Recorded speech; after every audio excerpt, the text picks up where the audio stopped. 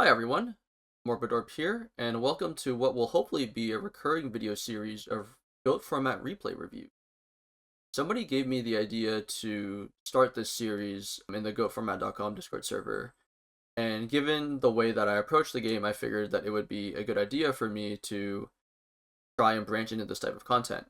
So here we are, and the first match is going to be actually very interesting for all of you, and definitely a treat. It's going to be me against Anthony Alvarado from PWCQ 69, which happened just a few weeks ago at time of recording. This is going to be a Chaos Turbo Mirror, and without further ado, let's just get right into it. Unfortunately, I am on the draw here, but that's totally okay. Look at my opening hand. For a hand on the draw without even seeing the 6th card, this is honestly quite good. We have 2 flips to choose from. We have a Breaker, we have a BLS to look forward to as soon as we rip Thunder Dragon, and we have a Nobleman, which is probably the best card to open going second in the mirror because it means that we won't be behind tempo-wise starting on our first turn. So, Alvarado starts with Thunder Dragon, searching 2 others, then goes for a very simple T-set pass. I draw, I find Chaos Sorcerer. This is definitely not an ideal draw, but it's totally still okay.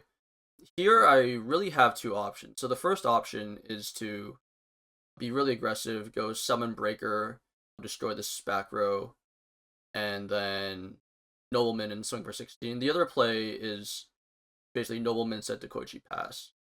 Because my opponent has searched Thunder Dragons, I can basically just like make an educated guess that this might be Raigeki Break. Or at least the odds of it is also a lot higher, is what I'm trying to say, because we know that there is discard fodder in our opponent's hand. With that being said, I think the tempo advantage of this Dekoichi resolving after I use Nobleman on my opponent's turn 1 play is also a lot higher, and I think the reward for this resolving should it resolve is a lot higher. I also kind of want to sequence the Breaker in such a way where I kind of go like Breaker into dropping a BLS or a Sork on a given turn later in the game. So I end up just going for the Nobleman set deco line. If we do hit Spy, it does kind of suck because that means that this Spy in hand is going to be kind of bricked. But it's still okay, it'll still serve as a wall and perhaps buy us some time if we don't draw very hot off the top of the deck. And worst case scenario, we can just punch in for 12 and keep applying pressure after the deco dies or the Breaker dies.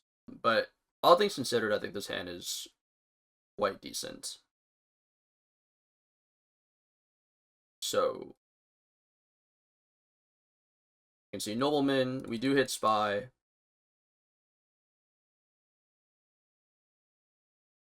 Because Alvarado banished 3 spies, we can confidently understand that there is not a spy in my opponent's hand. Not that that really matters, but that is something to potentially keep in mind, as you guys are playing your own games. You set the Koichi and pass. So now I'm actually really glad I didn't summon the Breaker because it ends up being Jaragreed and not Raigeki Break. So again, like I was saying, like the upside of this Dekoichi resolving is huge, and the downside of it just dying to Raigeki Break is also not terrible either.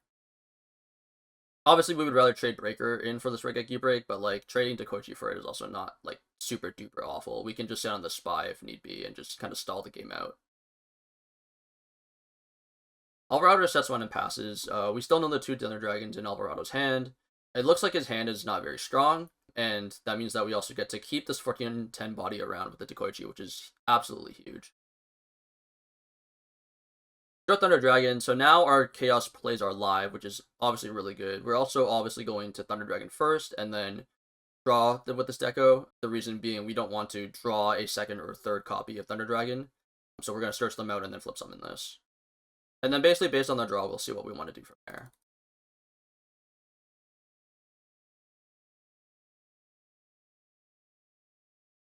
Search 2 TDs.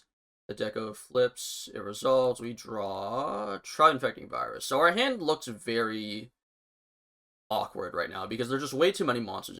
With that being said, I think our best line here is just kind of commit the Breaker and start pushing for 3,000, and then once the Breaker and the Dekoichi die, we can start dropping these BLSs and Sorks for relatively decent value. Because if our opponent, doesn't like deal with the Dekoichi and the Breaker, then they'll just kind of die to them, and we'll set them on like a 3-turn clock. I basically just conclude this is the best play. Like, no other play really makes sense. I don't really want to drop BLS or Sork this early. The Spy is pretty whatever here.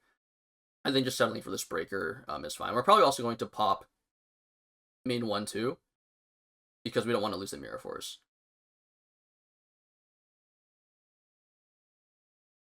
We do summon the Breaker. Breaker pops this. It ends up being Heavy Storm, which is actually very interesting. So our opponent's hand definitely isn't very good if they're going to set Storm like that. And then we can also just very clearly tell, like, they just do not have back row to interact with us. Like, no breaks, no ring, no Mirror Force, or anything like that. Or at the very least, it's, like, very unlikely that they would have held that type of stuff. Punch for 3,000, pass the turn, because we can do nothing else. Alvarado draws to 7, 5 cards with 2 TDs in hand.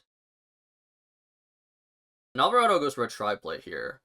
He summons Tribe, he discards Thunder Dragon, which we knew about, to destroy this Breaker, and then is going to attack over this Takoichi.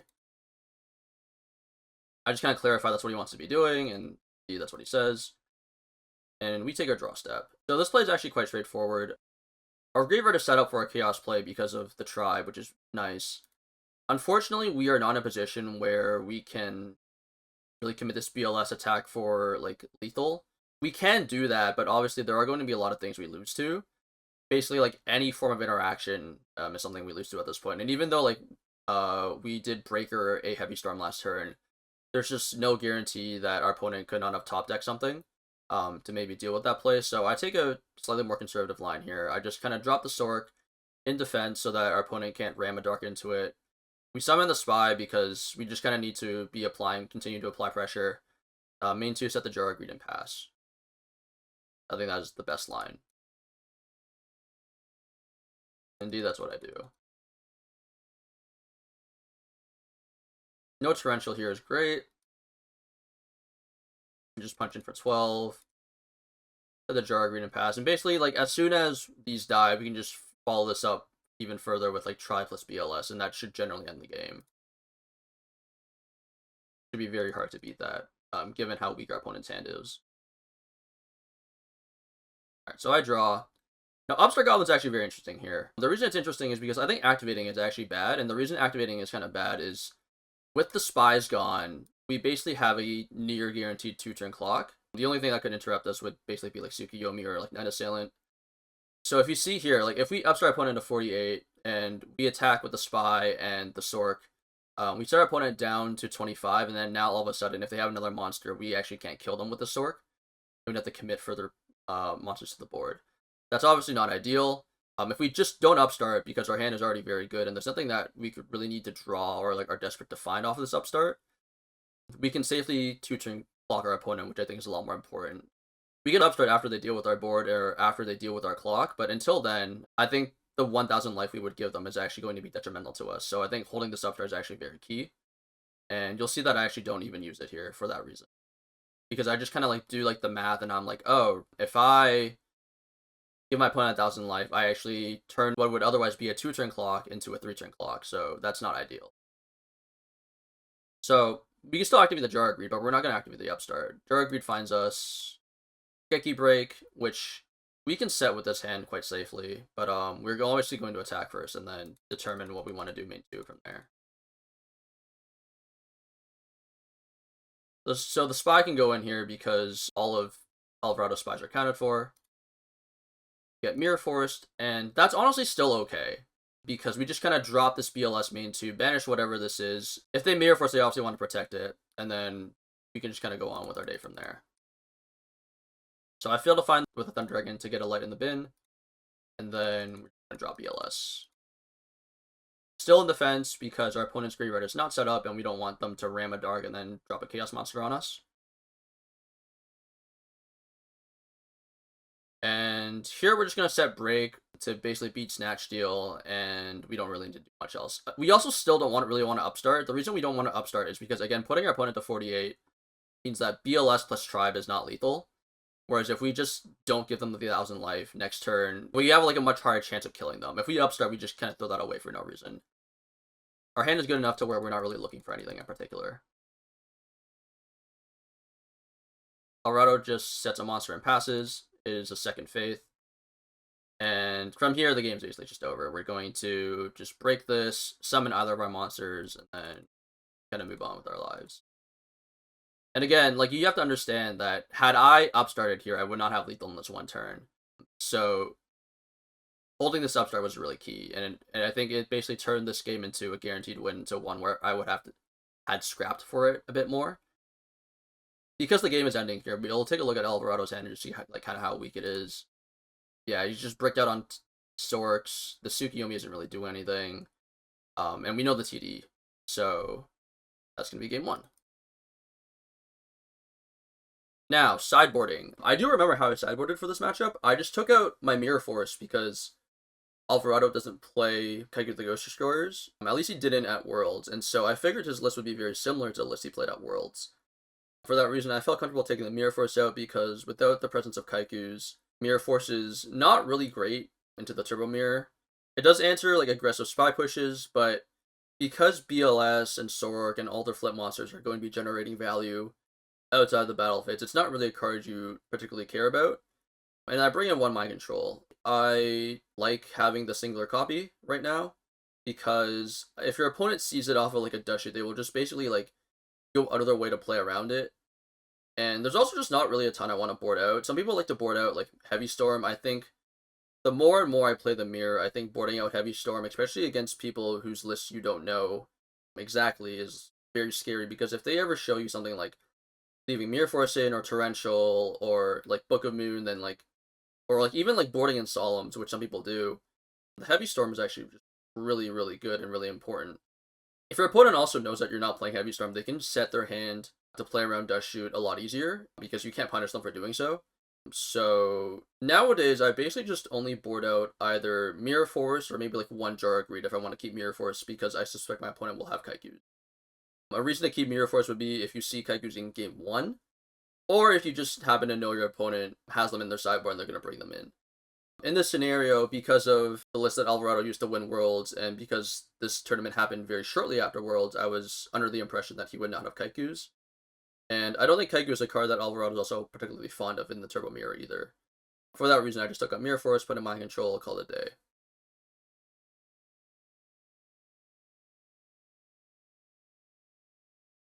We go second again because we won game 1. We did win game 1 on the draw, which is kind of huge, honestly. Winning on the draw in the Turbo Mirror is quite difficult, so obviously it's just very nice to have that in the bag. Anyways, Alvarado starts with TD again.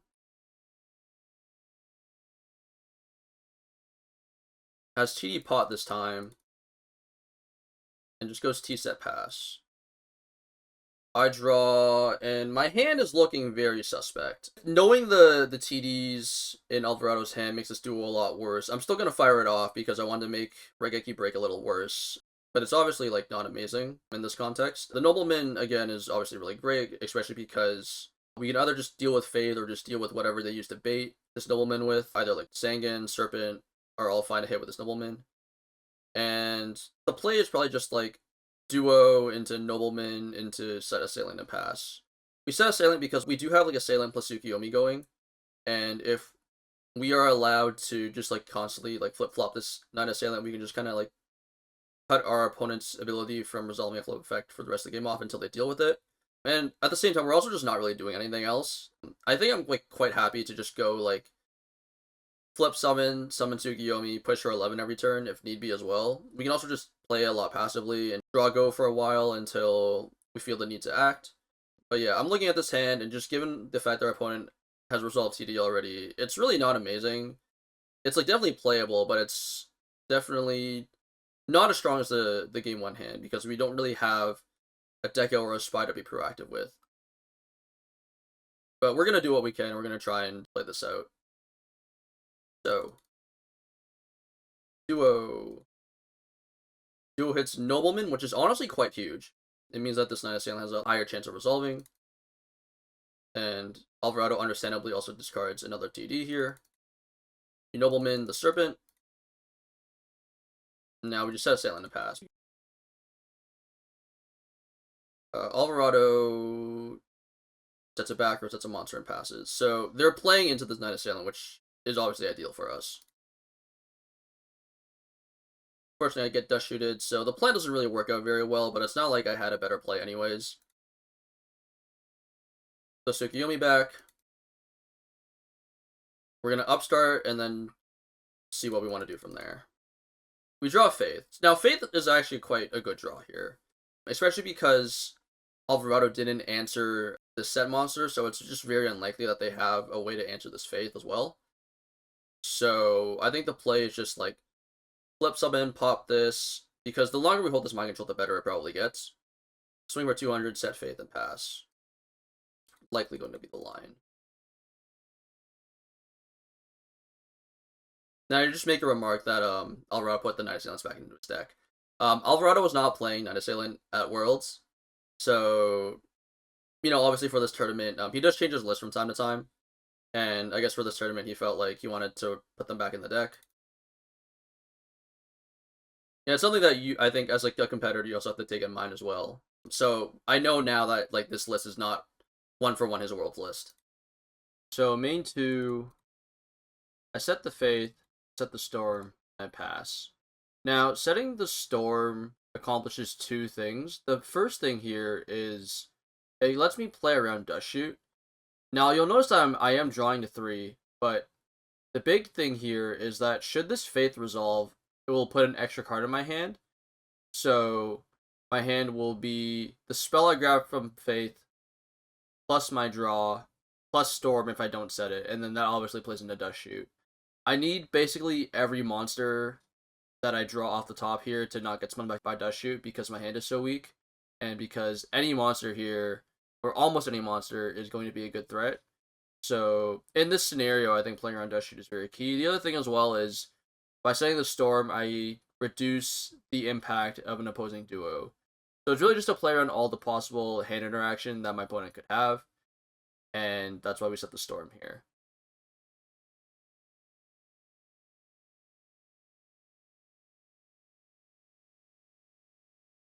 Alvarado drops a Sork. So we are being rewarded for holding this mind control, which is huge. Also, to a point about setting the Storm, obviously Breaker would kind of suck. But if it happens, it happens, and we are still incentivized to play around the hand-ripping cards in Duo and Dust Shoot over a singular Breaker. Anyways, so back to this. Alvarado drops a Sork to banish my Assailant. So we are being rewarded for holding this mind control. And then he passes from there. We draw Raigeki Break. So this break is obviously not a great draw because we don't have discard fodder. I believe my best line here is to flip this duo again, mind control the Sork, banish it, swing for 300 and pass, and I can't really do much else beyond that. I just have to kind of hope I like draw decently well off the top here.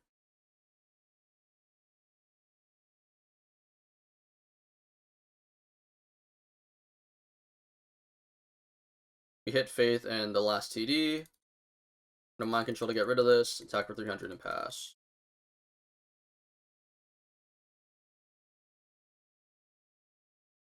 Our BLS is unfortunately dead because we have no monsters in the grave.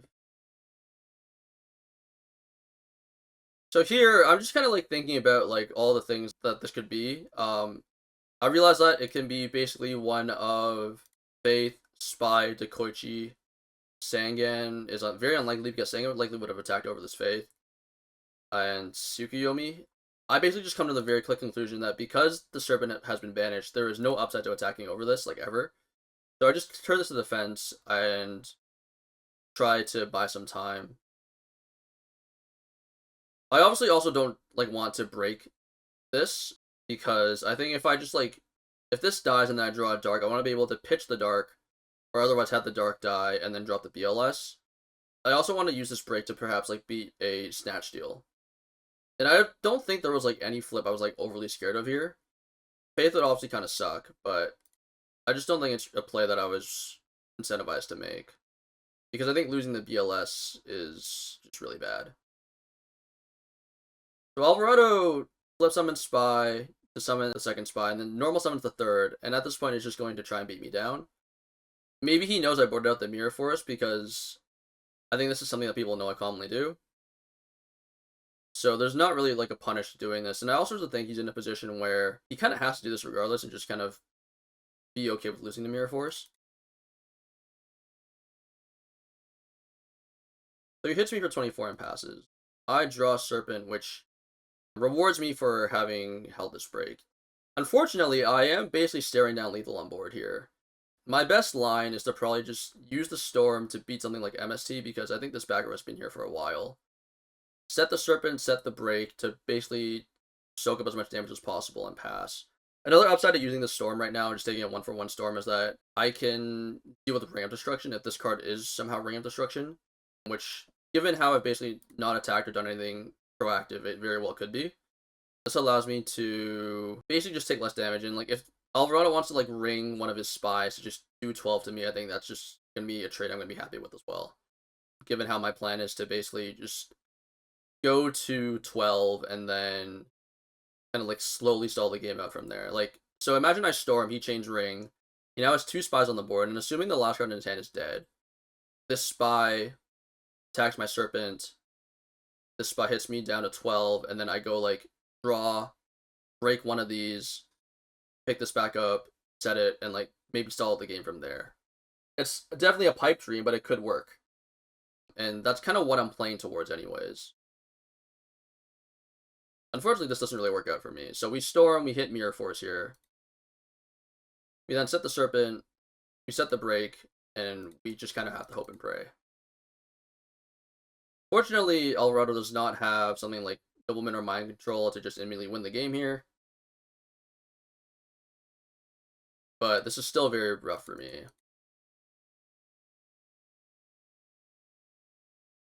I go to 12. And this setback was obviously very scary. Setting this back row means that if I proactively take a Regeki break here, like I was planning to do, I now just lose to a chained ring. And that's obviously really scary. That's going to make me probably not want to use this break the way that I intended to. So right now I kind of just realized the only way that I really win this game is if I basically bluff Mirror Force, make my opponent respect it, and they choose not to swing with everything.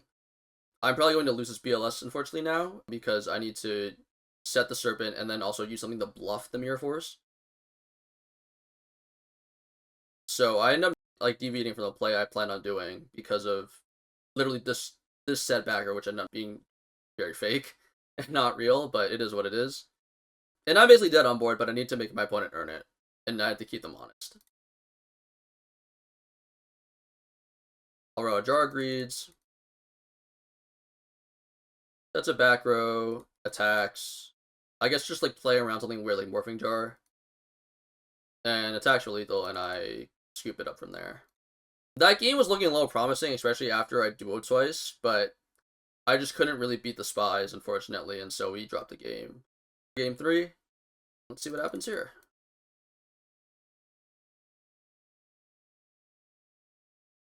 Finally on the play. And my hand is very good. TD Pot's obviously amazing. Having a Dust Shoot to interact with my opponent is also great. We'll just pitch TDs, use Pot, and then see what we want to do from there. Alrighty, so this hand's quite interesting. When I sent this replay to a friend, they told me to actually set the Night Assailant here. The reason being, setting the Night Assailant means that I can then tribute over the Night Assailant if my opponent does a monster into me. It also lets me hold the Mind Control for longer, which is good. And also lets me just kind of like not have to summon this tribe to start pushing my opponent for 16 every turn.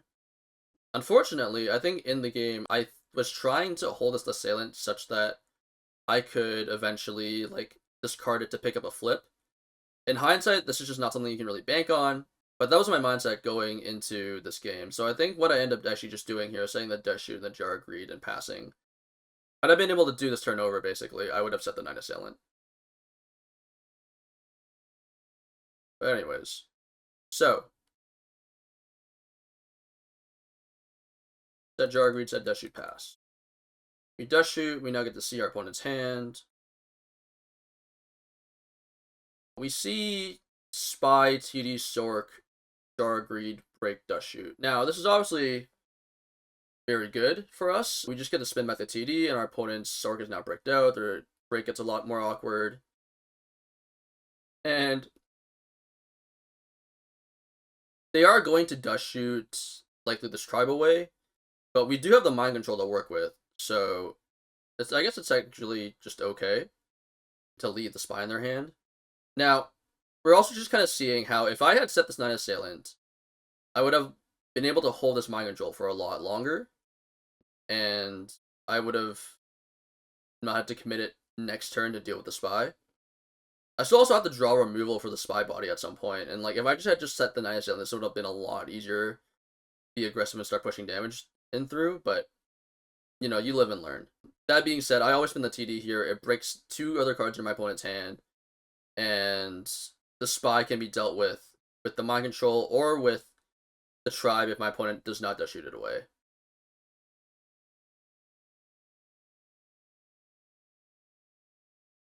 They set spy, they set shoot, and they set jar agreed, and they pass. Now they don't set the break because they just obviously don't have discard fodder for it. You'll actually just make me like, you'll actually just notice that I almost think about using this MST here for that reason. But then I realized, oh, this must be jar agreed. They must have held the break because they can't discard anything profitable. And that leads me to actually just set the MST to beat the break that they might set later on. Looking at this hand, we're going to commit the mind control, obviously. Drawing the ring is also just really nice here because it means that we now have a way to actually deal with the spy body. So we're not being super duper hard punished for not setting this assailant. Unfortunately, we still should have done it turn 1, but we basically are not going to get too punished for this.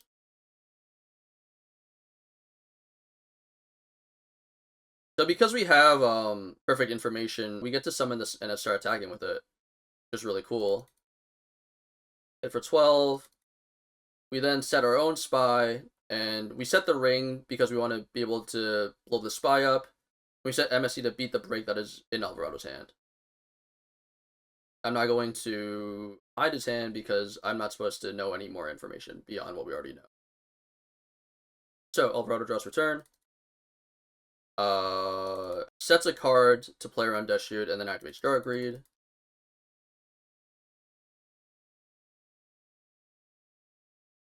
Turns his Spider Defense, hoping to basically just buy some time. Sets another monster and passes the turn.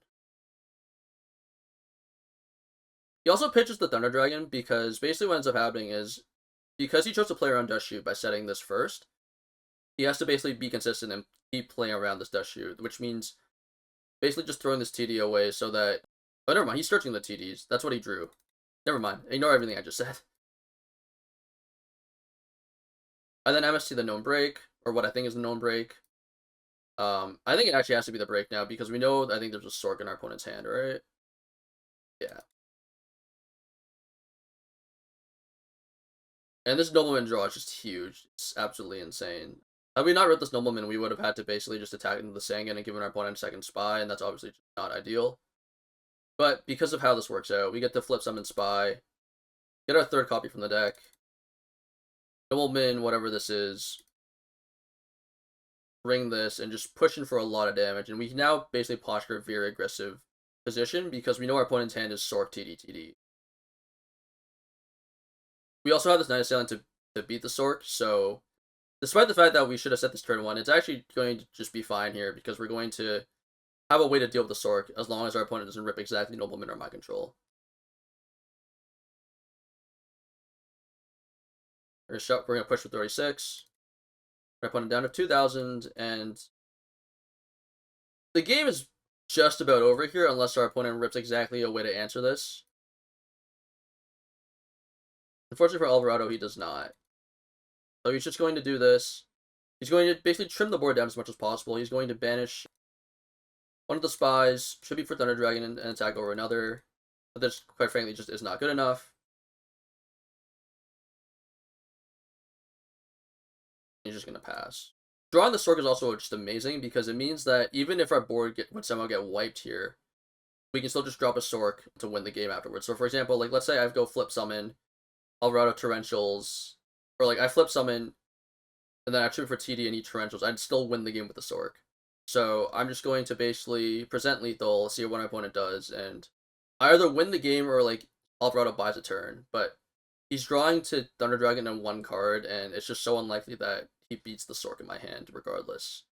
So in my mind, I think this is a 1 game, and I won't spoil the ending for you guys, but I am indeed correct, because this back row ends up being a ring that doesn't matter, because no matter what my opponent rings, they're just going to die anyways. And that's the game. So, I think overall, outside of like the not saying that Nine Assailant game 1, I think I played relatively clean. I'm quite happy with how I played. I also think Alvarado played very clean.